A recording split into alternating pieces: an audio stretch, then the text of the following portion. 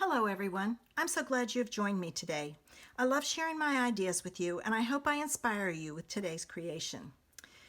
I have another idea for under my umbrella with you. This set is retiring, so don't miss out and check it out. Now there's some unusual colors on this one, but I decided it wasn't that bad. I just played with it and tried a couple of different things. All right, so here's what we're gonna do. And I thought it was a cute card.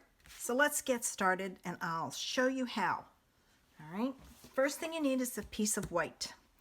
And you're gonna take your umbrella stamp. You're gonna be using Memento for doing your stamping. And you're gonna stamp that umbrella up in the corner, like so. You're then gonna take your handle, and I've got to do this the right way because that one's crooked. You're going to stamp it, but you can see where the ink is. You want that right on that line, like so. Then we're going to take our boots and we're going to stamp our boots down here in this corner. All right.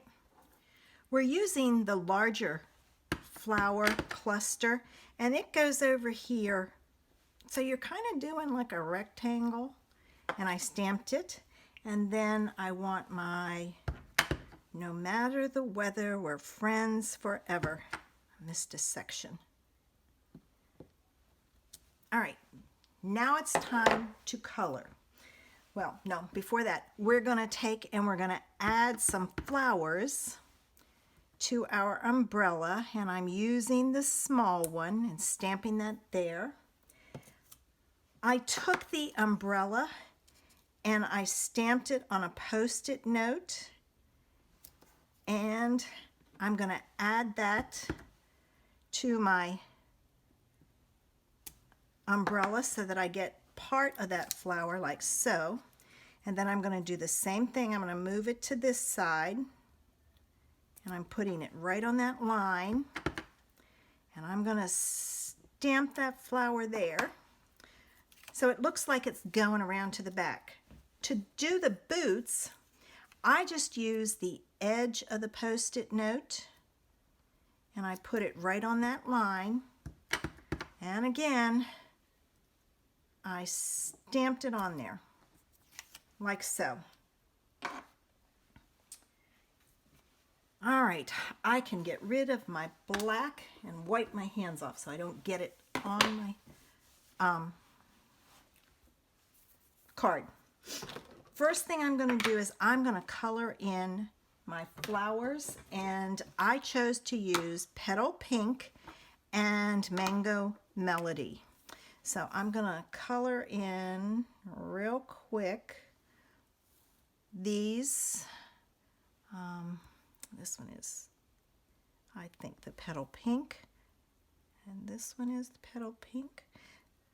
Once you get this stamped, it's quick and easy. All right, now I'm going to take my Mango Melody.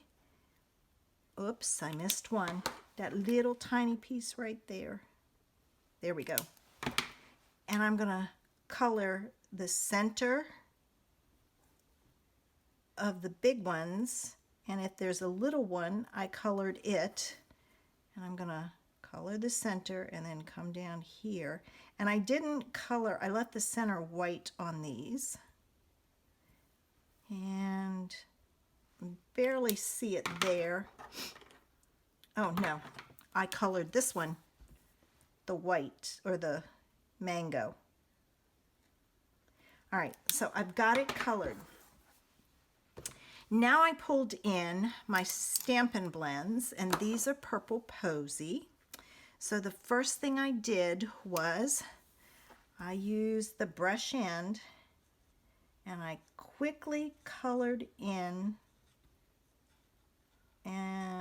the umbrella, and I did not color. I tried to avoid coloring the flowers so that they stayed white. So I'm going to color this real quick.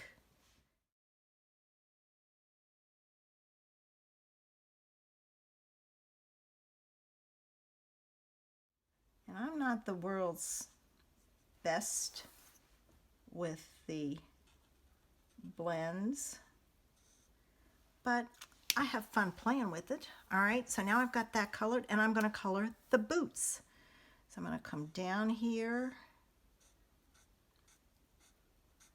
I'm going to color the bottom part. So I'm leaving the soles and the top border to color in with the dark. And I will tell you, it doesn't show up much of a difference. So what I did was I went back over it after it had dried some and colored it again so that you could see a difference. That's a part of a leaf. Okay, so we've got those done. Got our flowers done. Now we're ready to do our outline. And basically what I did was I started up here and I just did squiggly lines all the way down, and then I went back and added a dot between it. And I did a squiggly line here. And as you can see, I wasn't real particular about it. Just adding just something to give it some interest. All right, and I have to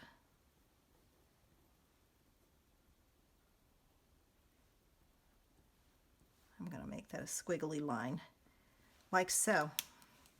And that's it. So, not hard. This is where I struggled because I liked the two colors together, but I found that putting it together was hard. I have no purple posy left. If I had purple posy left, I would have used purple posy. So if you have purple posy, you can use purple posy on yours. And I'm going to add this to my petal pink like so. This is a one layer card, or not a one layer, but there's no dimension to it, so it's not going to cost extra postage. And then I cut a piece of Mango Melody card base. And I'm going to add that to my card base.